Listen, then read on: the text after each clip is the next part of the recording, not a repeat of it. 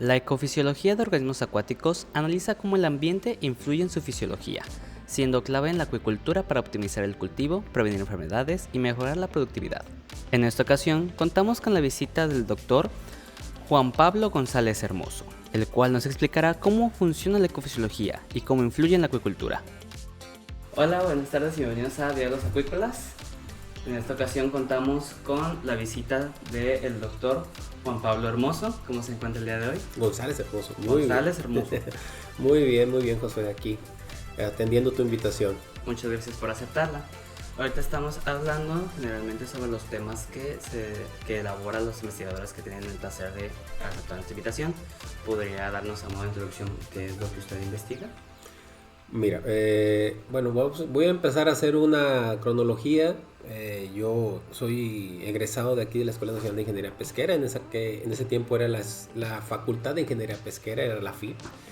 Y bueno, mi tesis de licenciatura trabajé con cuestiones genéticas, cariotipo del caracol Plicopúrpura panza y Plicopúrpura columelares. Hice los análisis, los estudios los hice en el CIAT de Mazatlán durante el verano y la parte de mis prácticas profesionales. Posteriormente ingresé al posgrado en el CICESE, Centro de Investigación Científica y Estudios Superiores de Ensenada. Ahí trabajé en la maestría con cuestiones de ecofisiología, que fue osmorregulación del camarón blanco y el efecto de la astaxantina, que es un antioxidante y reduce entonces los niveles de estrés en el camarón. Lo que se evaluó fue el estrés a causa de concentraciones elevadas de sal y cómo entonces el camarón regulaba su estado estable, podemos decirlo así, su homeostasis, a pesar de los cambios en la salinidad. Eso es lo que hice en la parte de la maestría y posteriormente regresé para estudiar mi doctorado ahí mismo en CICESE y trabajé con tratamiento de efluentes acuícolas de un sistema de recirculación, en específico tratando lodos orgánicos, o sea, los desechos de los sólidos del cultivo de tilapia, y también la parte líquida, la fracción líquida. Entonces me he enfocado más a la cuestión de la bioremediación y la ecofisiología, siento que es como que la parte que más me gusta, ¿no? El efecto de los factores ambientales sobre los animales. ¿Podría platicarnos un poquito más sobre eso, sobre qué es la ecofisiología? Sí, la ecofisiología es cómo afectan los parámetros ambientales el sistema tanto inmunológico, pero sobre todo sus respuestas fisiológicas en los animales. ¿Qué tipo de factores podemos evaluar? El efecto, por ejemplo, de la temperatura, que es algo que se estudia mucho, la temperatura, la salinidad, cualquier agente tóxico, y en pH, cualquier otro parámetro ambiental o factores abióticos, pero a nivel de cuestiones fisiológicas como por ejemplo la tasa respiratoria, la osmorregulación en los camarones. Por ejemplo, el caso de la temperatura es un caso que se ha estudiado mucho. Cómo cambia la temperatura y cómo afecta el metabolismo. Al tratarse de organismos poiquilotermos, pues obviamente el efecto de la temperatura va a tender va a tender tanto a incrementar su metabolismo como a reducirlo, ¿sí? Entonces, por ejemplo, existe algo que se llama el Q10, que por cada incremento de 10 grados en la temperatura, el metabolismo se duplica, o por un descenso de 10 grados en la temperatura, su metabolismo se reduce a la mitad. Ese sería el ejemplo más claro que pudiéramos hablar sobre cuestiones de ecofisiología en organismos acuáticos en este caso. En este caso usted dice que es más que nada internamente, pero también se puede ver reflejado de forma externa. Así es. Por ejemplo, en el caso de la temperatura hay algo que se llama estrés térmico, en el cual tú sometes a un organismo a cambios de temperatura y vas incrementando esa temperatura, lo vas reduciendo y vas observando cambios en este organismo. Por ejemplo, se han hecho estudios en diferentes especies, como por ejemplo la sardina, en el cual al ir incrementando la temperatura vamos a ir observando de manera macroscópica cómo va modificándose su comportamiento. Por ejemplo, nado errático, empiezan a sentirse, se ponen alertas, nadan de un lado para otro, empieza a haber un doblamiento del abdomen, empiezan a torcerse un poco, los músculos empiezan a contraer. Hay presencia de petequias, que las petequias son como pequeños lunares rojos, son bolitas de sangre que se empiezan a presentar en la frente y a lo largo del cuerpo de los peces. Ese es uno. Y bueno, el efecto va siendo cada vez mayor hasta que en algún momento dejan de respirar, su respiración se reduce, dejan de nadar y hay un momento en el que hay el punto de no retorno. Es decir, una vez que llegas a cierta temperatura por cierto periodo de tiempo, el pez ya no se recupera y posteriormente llega la muerte. Wow, es muy interesante. En cuestión de que usted dijo que usted vio este tema en la maestría, entonces ya vemos que tiene varias implicaciones lo que se puede estudiar, pero por ejemplo, en cuestiones de acuicultura, ¿qué aspectos puedes tomar en cuenta? ¿De qué forma la ecofisiología te puede ayudar en la acuicultura? Pues bastante considero. Yo creo que es una de las ramas, así como la nutrición, muy importante en las cuestiones de la acuicultura. Porque, por ejemplo, si tú tienes un cultivo y ves que durante tu cultivo hay cambios, incrementos o disminuciones de la temperatura por cuestiones ambientales, ¿no? Naturales, o sea, las temperaturas los cambios de temperatura que hay a lo largo del año. Tú puedes ir viendo cómo la temperatura, a lo mejor en el inicio de tu cultivo tienes una temperatura promedio de 25, 26 grados centígrados y entonces el comportamiento de los peces va a ser uno. Conforme va pasando el tiempo, la temperatura, si estás en primavera, vas hacia verano, la temperatura se va a incrementar. Eso va a tener un efecto también en el metabolismo de los animales. ¿Cómo lo vas a ver reflejado? Sus tasas respiratorias incrementan, van a requerir más alimentos, más nutrientes para mantener su estado estable, lo que se va a reflejar en una reducción de la tasa de crecimiento. Y eso para un productor pues es algo que no quieren. O sea, ellos no quieren seguir invirtiendo mucho dinero en la alimentación. Ellos tienen más o menos contemplado cuáles van a ser sus costos de producción. Y el mayor costo de producción en la acuacultura pues es la cantidad de alimento que gasta. Se habla de que es del 50 hasta el 60, incluso más, en los costos que representan la alimentación sobre la producción, ¿no? A ti, por ejemplo, si un cultivo de camarón, para producir un kilo de camarón tú inviertes 35 pesos, pero a causa de los incrementos en la temperatura tú estás dando más alimento porque su metabolismo se acelera, eso te va a incrementar a lo mejor no 35, sino 38, 40 pesos el costo por producir un kilo de alimento. Y la cosa aquí es que pues tú tienes un precio tope al cual vas a vender dependiendo del precio del mercado. Sí, sí, sí. Pero pues si lo ibas a dar a 60 y le invertiste 40, pues solamente te quedan 20 pesos de ganancia. Cuando si lo invertiste nada más 35, pues te quedarían 25 de ganancia. Ahí en esa parte es donde tú verías un efecto. Además de que, bueno, pueden presentarse mortalidades a causa de cambios en temperatura, o en pH o cualquier agente tóxico que pudiera presentarse dentro de tu cultivo. Entonces sí tiene relación con otras cuestiones, como podría ser la nutrición y podría ser, sería también con el factor inmunológico, ¿no? Así es. Puede influir entonces. Ya diciendo lo que se puede investigar, ¿habrá algo que haga falta todavía desarrollar en esa cuestión? Mira, se ha estudiado mucho cuestiones fisiológicas, el efecto de parámetros ambientales y también de cuestiones nutricionales y humorales, la cuestión inmunológica. Por ejemplo, tengo dos estudiantes que ya están por titularse. Ellos trabajaron con el efecto combinado de salinidad y concentración de amonio. El amonio es un metabolito producido por los mismos peces o por los mismos organismos acuáticos. Entonces, el amonio en altas concentraciones se vuelve tóxico. Entonces, ¿a qué grado? Pues va a depender de la concentración que haya y el tiempo de exposición al que tengan bajo a este agente estresor, ¿no? En este caso, los chicos estuvieron haciendo respirometría. Tengo ahorita dos estudiantes que ya están por titularse, es que ellos trabajaron con el efecto combinado de diferentes salinidades y concentraciones de amonio, la interacción entre estos dos factores. Entonces, lo que ellos evaluaron es cómo afecta su tasa respiratoria, es decir, cuánto se incrementa su consumo de oxígeno, dependiendo de esta combinación de salinidad y concentración de amonio. Obviamente, cuando la salinidad está en un punto adecuado para este organismo, su tasa respiratoria es baja. ¿Por qué? Porque está relajado. Pero cuando se modifica tanto a salinidades bajas o a salinidades altas, pues su tasa respiratoria se va a ver incrementada. ¿Por qué? Porque ya no está en un ambiente cómodo. Está estresado, está inquieto, entonces eso va a hacer que hiperventile y empiece a consumir más oxígeno. Entonces, eso aparte de la salinidad combinado con un efecto de un agente tóxico, pues va a incrementar más su tasa respiratoria.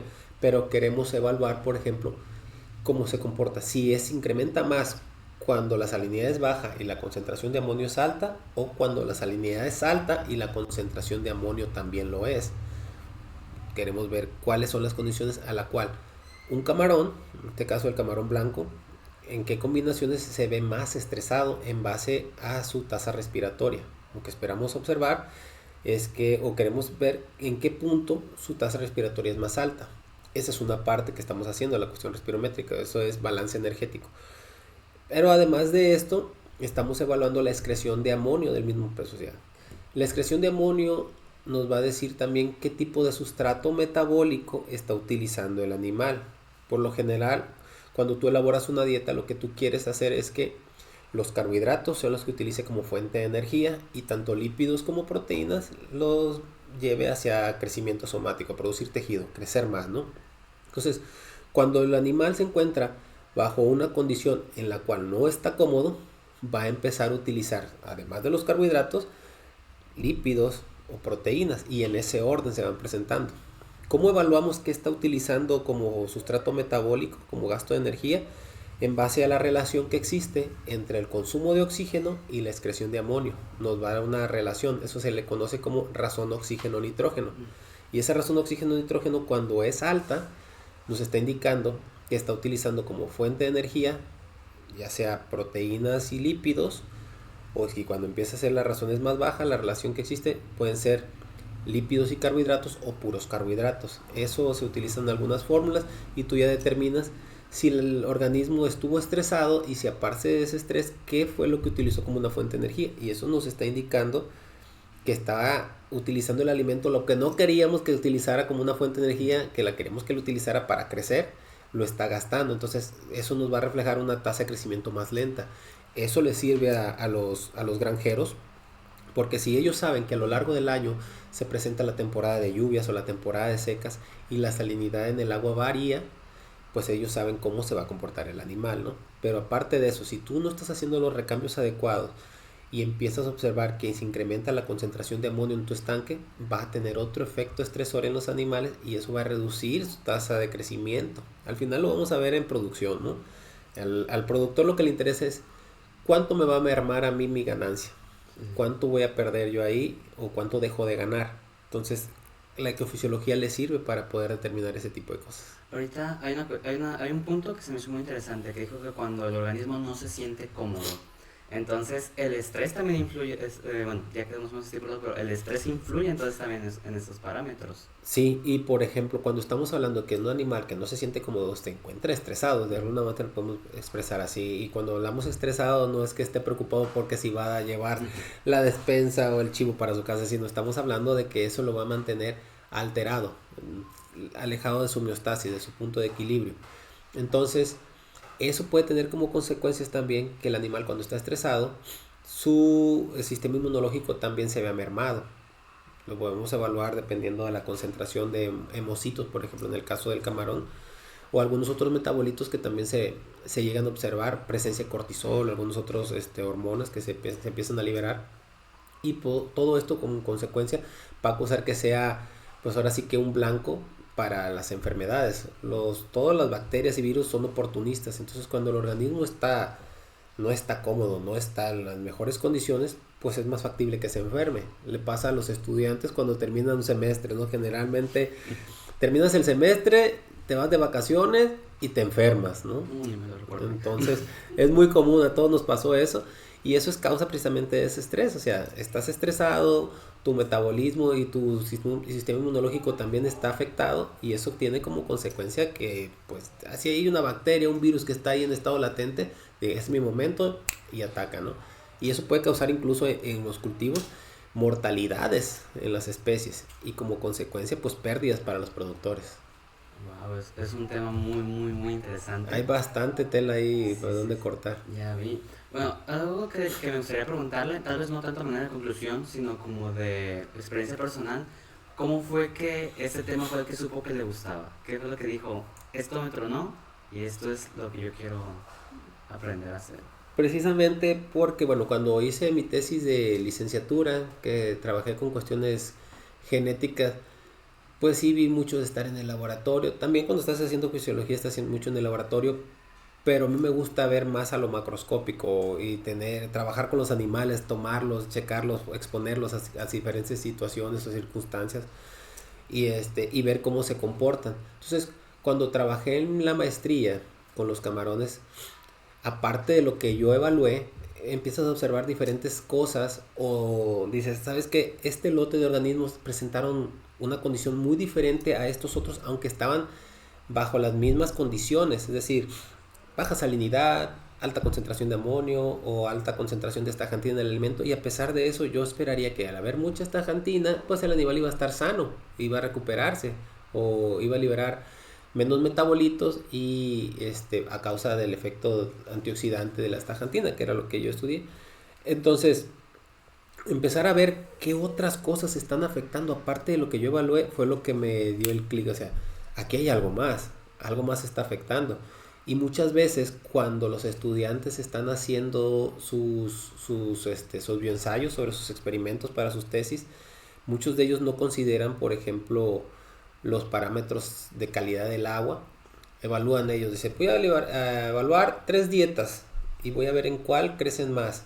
Y resulta que en la dieta que ellos pensaban que iban a obtener los mejores resultados, no se presentaron. ¿Pero por qué? Y no dan una respuesta.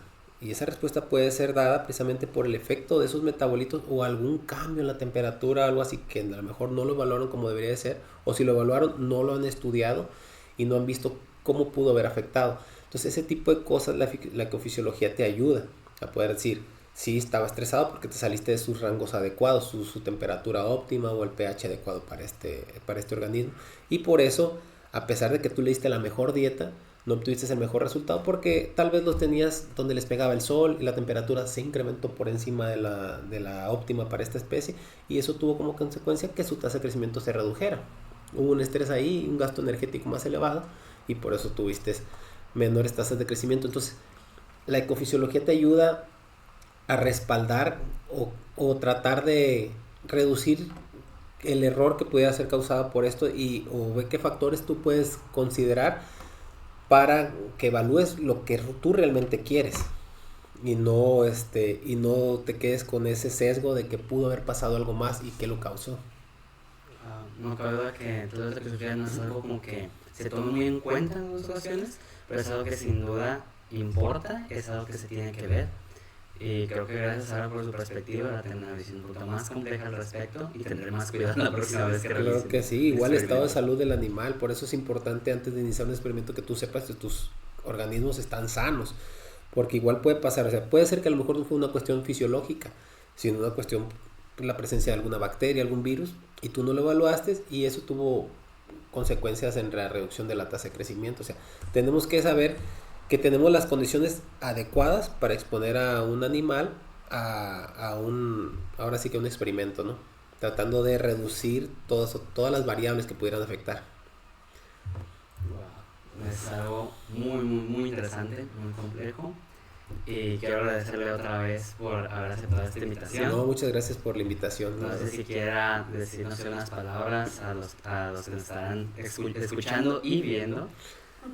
Sobre algún tema que quiera hablar, una futura invitación que usted gustaría hablar. Pues si son estudiantes de la ingeniería pesquera o estudiantes que estudien cuestiones de acuicultura, pues ahí están las puertas abiertas. Quien quiera hacer una tesis, aquí estamos también para invitarlos. Quien quiera trabajar cuestiones de ecofisiología, igual pues cuando quieran una asesoría o quieran iniciar con sus experimentos y algo y quieran reducir ese sesgo de cualquier otro factor que pudiera afectar, pueden venir conmigo, podemos checarlo.